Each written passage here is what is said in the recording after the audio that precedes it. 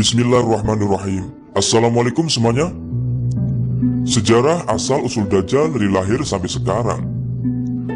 Dajjal ialah makhluk yang sangat besar, tinggi, bahkan saking tingginya ada yang mengatakan bahwa makhluk ini sampai menjulang ke langit.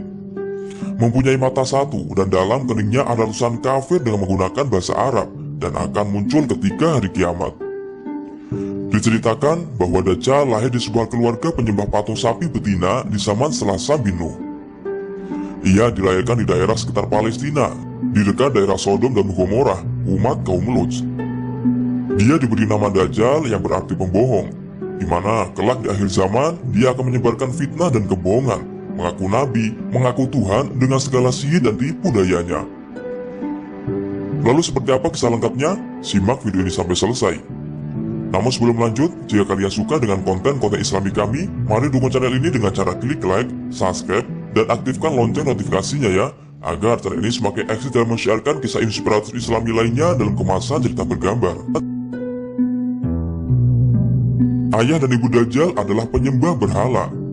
Keduanya dilahirkan dari hasil perzinaan antara mahram atau saudara. Postur yang dimiliki ayah Dajjal adalah berbadan tinggi, gemuk, dan memiliki hidung seperti paruh burung. Sedangkan ibunya berbadan gemuk, kedua tangannya panjang, dan memiliki payudara yang besar. Mereka adalah keturunan Yahujah yang telah menikah selama 30 tahun tetapi belum dikarunia seorang anak. Dahulu, mereka menyembah sebuah berhala patung sapi betina. Sebenarnya berhala itu bukan sekedar patung biasa, melainkan ia adalah syaitan durjana yang menyerupai dirinya seperti patung sapi betina itu. Mereka menyembelih binatang untuk dikorbankan kepada berhala-berhala itu, yang sebenarnya dipersembahkan kepada syaitan, beserta minum arak yang dihalurkan setiap hari. Pada suatu malam, kedua suami istri ini seolah-olah mendengar dari suara patung sapi yang mereka anggap sebagai Tuhan mereka. Kemudian patung tersebut memberitahukan kepada mereka bahwa sang patung telah meridhoi mereka dan akan memberikan mereka seorang anak. Mereka menyangka itu adalah sebagai tanda bahwa Tuhan mereka merestui apa yang mereka lakukan agar mereka diberi anak laki-laki. Akhirnya sang istri hamil hasil hubungan ketika sedang menstruasi. Lalu terjadilah kehamilan sebagai pengaruh perbuatan setan.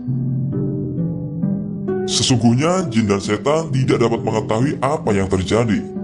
Semua itu karena kehendak Allah Subhanahu wa Ta'ala. Mereka juga tidak tahu apakah janin itu laki-laki atau perempuan. Namun, jin dan setan mengetahui keinginan sepasang suami istri itu yang menginginkan seorang anak laki-laki. Karena itu mereka memperdaya kedua manusia penyembah berhala itu seakan-akan mereka yang memberikan karunia anak dan meminta korban-korban sesembahan. Demikianlah yang diperbuat setan. Setelah berbulan-bulan mengandung, akhirnya perempuan itu pun melahirkan anak lelaki yang bernama Dajjal, yang selama ini mereka idam-idamkan selama 30 tahun. Tetapi sayang, anak yang baru lahir itu cacat kedua belah matanya sejak lahir. Yang anehnya lagi, bayi itu suka tidur malam dan siang, serta amat jarang bangun untuk menghisap air susu ibunya yang berbadan besar. Keanehan ini pun membuat orang tua Dajjal kesusahan dan menderita. Bahkan Rasulullah SAW bersabda bahwa anak itu sangat membahayakan kedua orang tuanya dan juga umat manusia. Karena anaknya sejak lahir diam saja dan tidak bergerak dan tidak menangis sebagaimana layaknya bayi pada umumnya. Maka karena itulah ibunya tidak dapat menyusuinya, sehingga ibunya terkena penyakit keracunan akibat tertahan air susunya, sehingga menyebabkan dia akhirnya meninggal dunia. Sang ayah pun juga merasa demikian. Adapun kesialan yang dibawa Dajjal bagi ayahnya ialah setelah kira-kira selama 4 tahun, Dajjal hanya diam dan tidur saja sejak kelahirannya.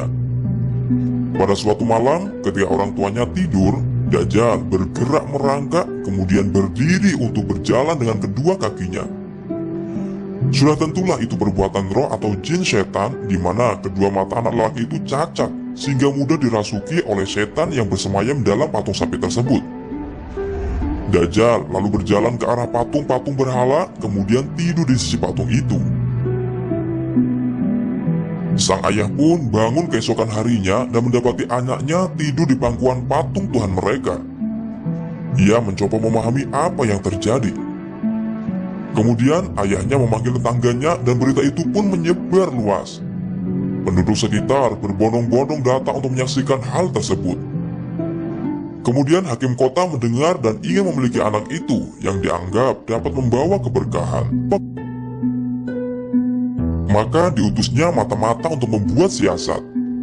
Maka dihadapkanlah ayah Dajjal kepada hakim kota dan dipaksa untuk mengaku bahwa kabar berita itu adalah hasil rekayasa dirinya semata. Karena itu, ayah Dajjal dipaksa untuk mengaku bahwa dirinya lah yang telah mengangkat anaknya dan menaruh di pangkuan patung sapi tersebut. Karena ayahnya Dajjal menyangkal tuduhan itu, ia dipenjara dan disiksa. Sementara Dajjal diambil oleh hakim kota dan dirawat dalam istana. Dalam menghadapi siksa di dalam penjara, rupanya ayah Dajjal tidak kuat lagi, maka terpaksa ia mengakui kebohongan itu. Setelah ia mengaku, ayah Dajjal lalu diusir. Maka tinggallah ia sebatang kara karena anaknya telah disita oleh tuan hakim kota. Dalam keterasingannya itu, maka meninggallah ayah Dajjal dalam penderitaannya. Setelah berada di dalam istana selama kira-kira 1 tahun 1 bulan, penduduk itu dilanda bencana dalam kegelapan. Allah SWT telah memusnahkan negeri itu, dan ia memerintahkan Jibril menyelamatkan anak itu dan membawanya ke sebuah pulau terpencil yang terletak di suatu lautan luas yang disebut Laut Yaman.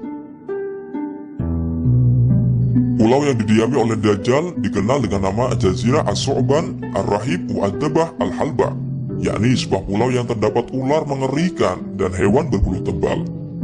Hewan melata yang berbulu lebat inilah yang telah menjaga selama Dajjal mendiami pulau itu. Hewan ini disebut sebagai Al-Jasasa. Pulau itu berukuran kecil, bagaikan tumpukan bebatuan. Pulau itu terpisah dari gugusan pulau-pulau yang banyak jumlahnya, dan Dajjal sepanjang hari, sepanjang tahun selalu tidur layaknya penghuni gua. Dikisahkan, Dajjal sekarang dalam kondisi terbelenggu rantai besi dan kelak akan muncul menjelang akhir zaman dengan segala fitnah dan tipu dayanya. Rasulullah SAW pernah berpesan. Suatu hari, Nabi Muhammad pernah menyampaikan pidato di hadapan para sahabatnya secara panjang mengenai Dajjal.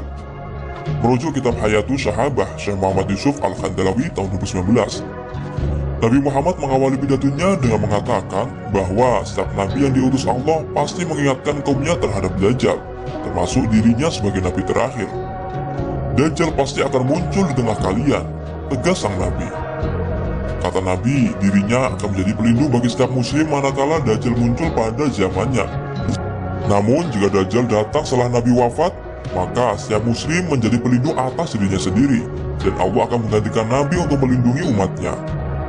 Nabi Muhammad juga mengingatkan agar umat muslim tetap memegang teguh keimanan dan keislamannya, tidak mengikuti apalagi meyakini apa yang disampaikan Dajjal, karena sungguhnya surga Dajjal adalah nerakanya Allah, dan nerakanya Dajjal adalah surganya Allah.